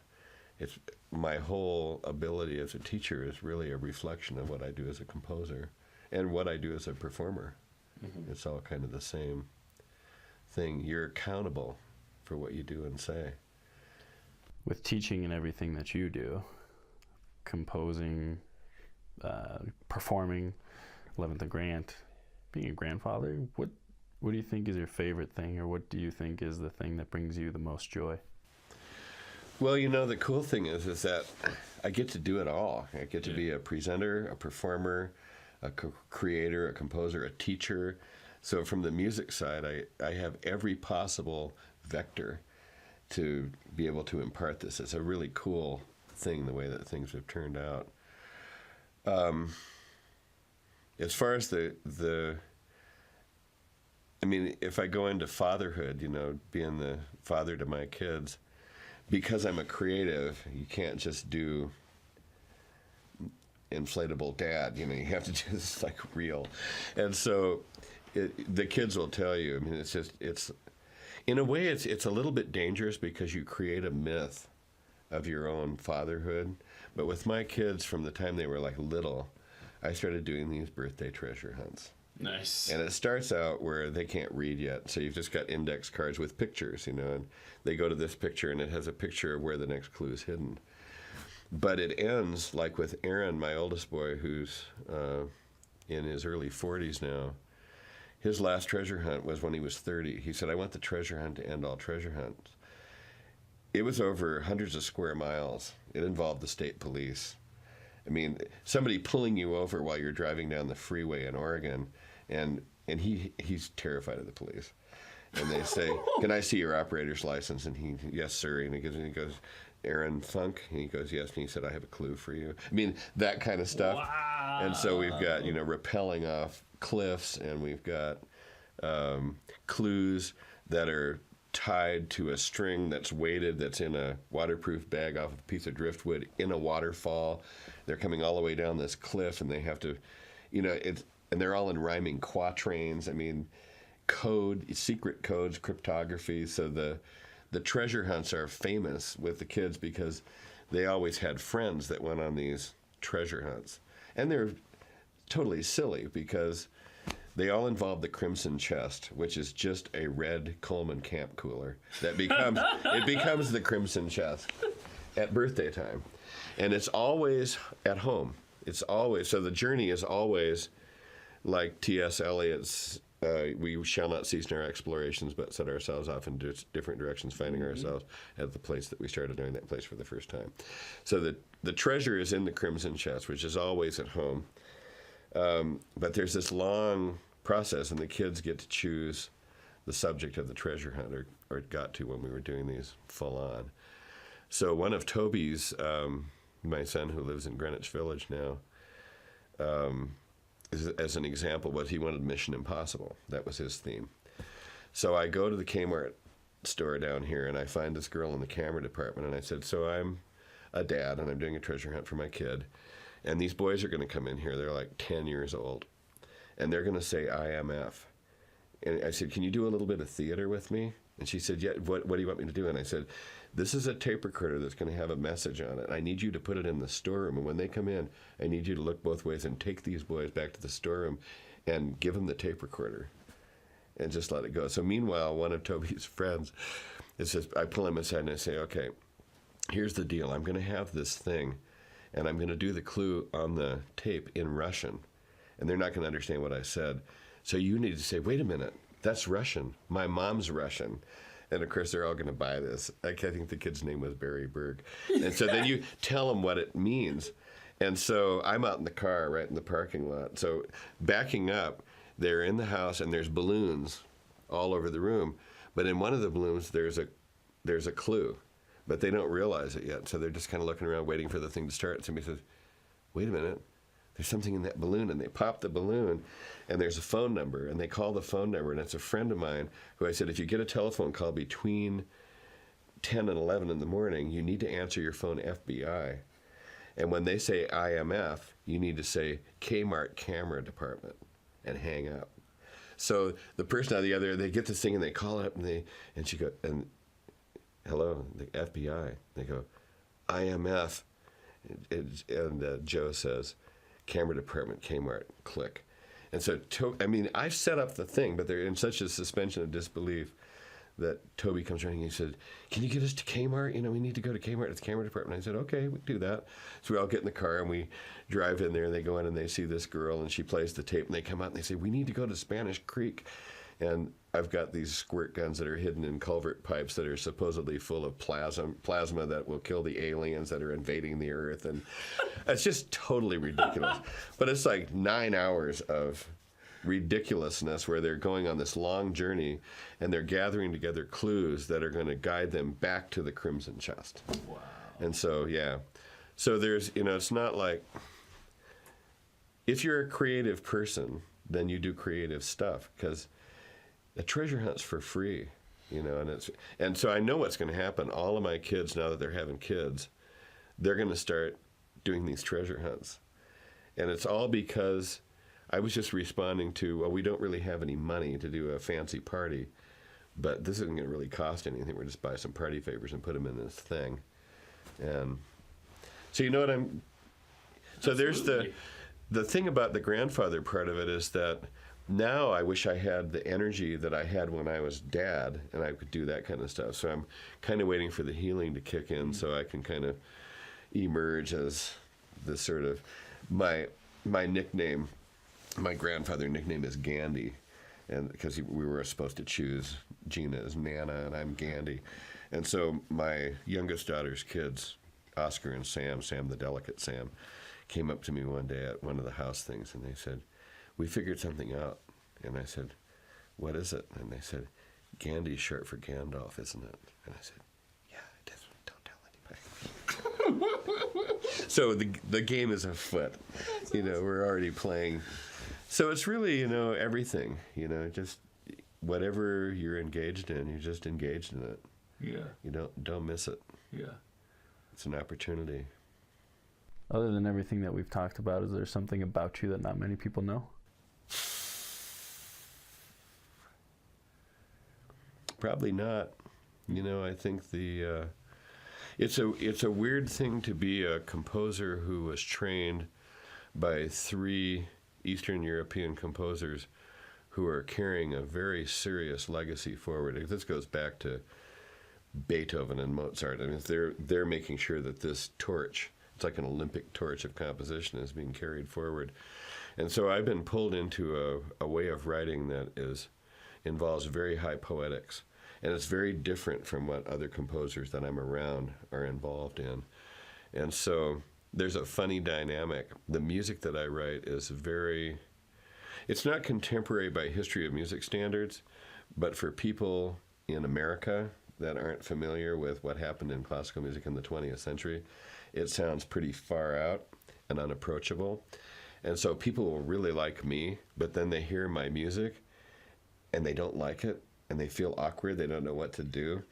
And so they're like, don't really want to go there, you know. It's just like even at the dog park a couple weeks ago, there's this guy, and he said, "Oh, I saw the violin alone." He said, "That's an amazing violinist." He said, "But the music was just crap. It's just awful."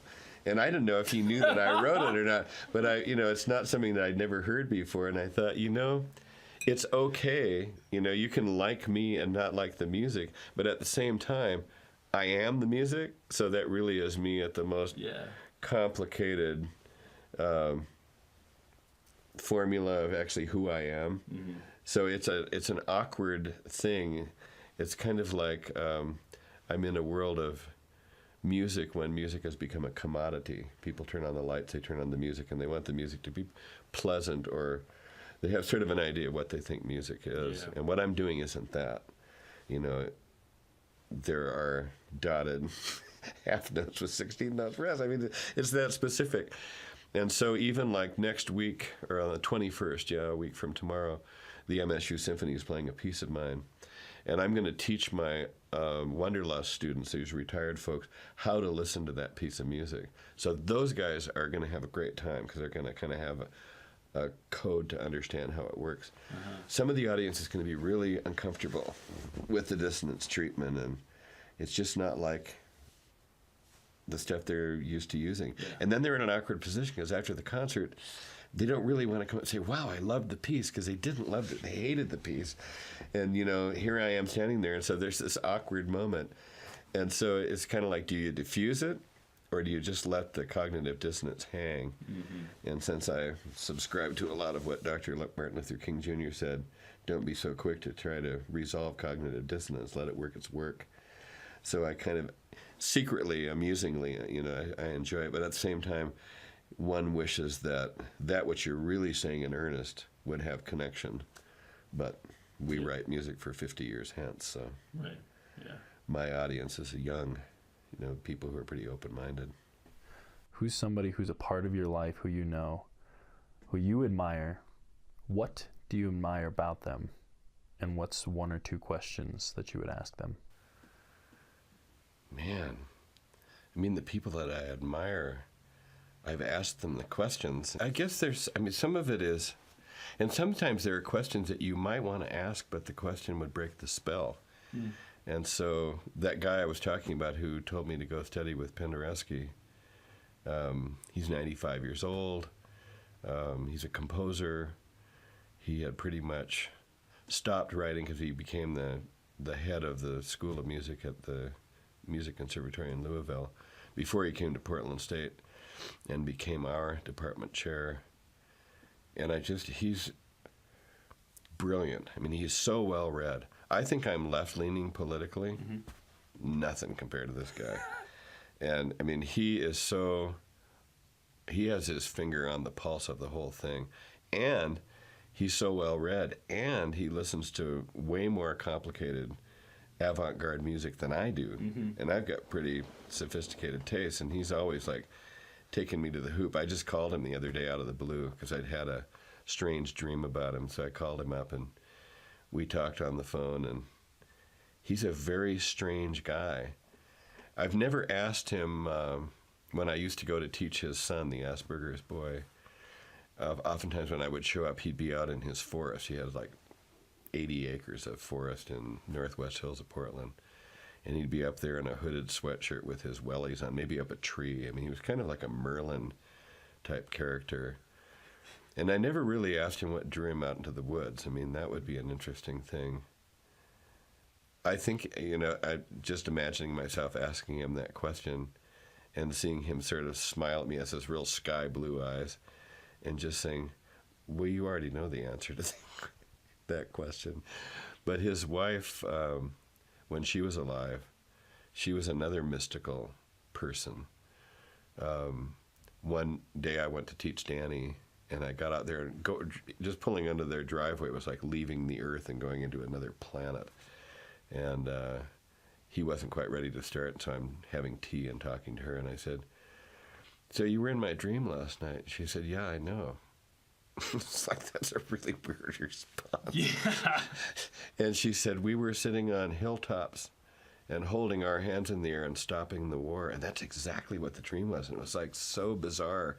It's like seeing a flying saucer or something. You can't really share that with somebody else. Yeah. And yet, we had a connection, and it's the same with him.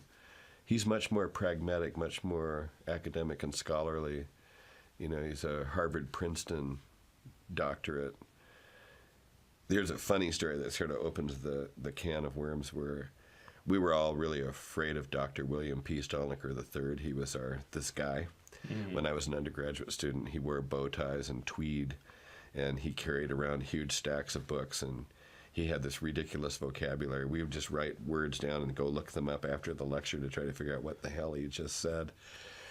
And one day I was in the men's room on the top floor of the music building, and it was Friday afternoon, so everybody's pretty much gone. It's like 4:30 in the afternoon. And the way that thing was set up was there was a middle sink that didn't work. No water would come out of the things. But if you turned the hot water on the leftmost sink just a little bit, and you turned the cold water on the right one just a little bit, and you started manipulating the valves on the middle sink, you got this ridiculous cool sound from the pipes buzzing in the wall and going. So it's like so I'm doing this. I'm in there doing this, thinking that I'm all by myself, and in walks the dreaded, ever pedantic Dr. William P. Stolniker, and I see him in the mirror, and he's got this ridiculous stack of books, and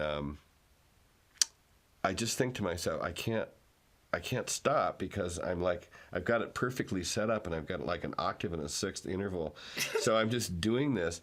And to my shock, he drops all the books on the floor, and he runs around, and he's beating rhythms on the bathroom stalls and hitting toilet paper rolls and flushing toilets and kicking doors shut and slamming toilet lids. And we do this duet for like 10 minutes where I'm doing this thing, and he's going bam, bam, da-dam, dam, blah, blah, blah, flush, flush.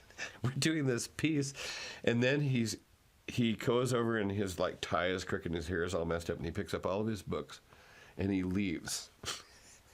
We never talked about this for like 20 years. We never talked about that event because we weren't friends at that point. He was, our department chair, and I was just a student. Later, I became faculty. Later than that, I became friends of the family.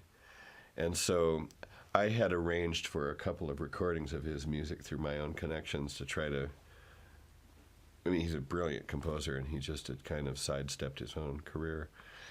And so I'd set him up for a recording, one recording with the Czech Philharmonic, the Radio Symphony, and the other was with the Seattle Symphony, Richard Stoltzman, and Gerard Schwartz conducting. So it's a brilliant album. It's just a great album. Mm-hmm. But on the album, there's this piece, and it says Preludes and Fugues, Part 1 and Part 2.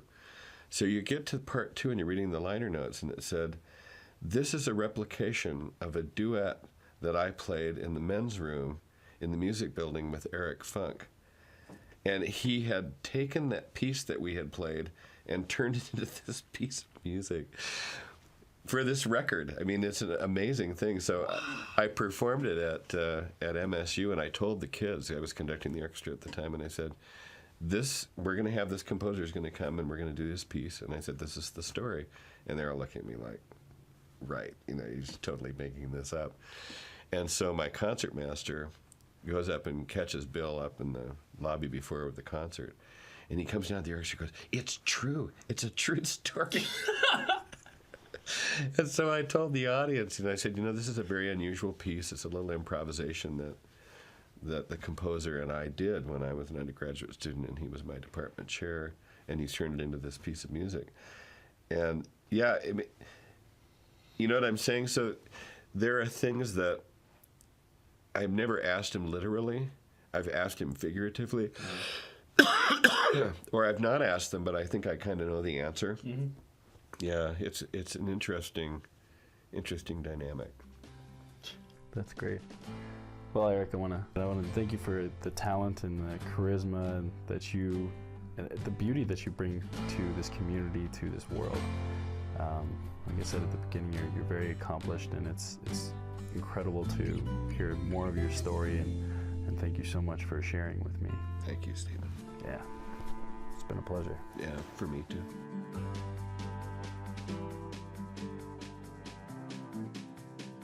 Thanks for checking out episode number 9 with the very admirable Eric Funk. If you're watching this episode, I first want to apologize for the inconsistent exposure. That was a shot going from dark to super light. If you're watching on YouTube or the blog, you now have the opportunity to click the link above to check out a different interview Eric did on the subject of freedom. And whether you're watching or listening, be sure to check out more about Eric at his website, ericfunk.com. Thanks again to Eric and to Kyle Sorensen for the music. In this episode, I used one of his newest songs, and it is, I think, one of his very best. I highly recommend going to check it out and supporting Kyle on Patreon through this link. As is always the case, if you enjoyed this episode, keep on commenting, liking, sharing, and subscribing. And remember, you are admirable. We'll see you next time.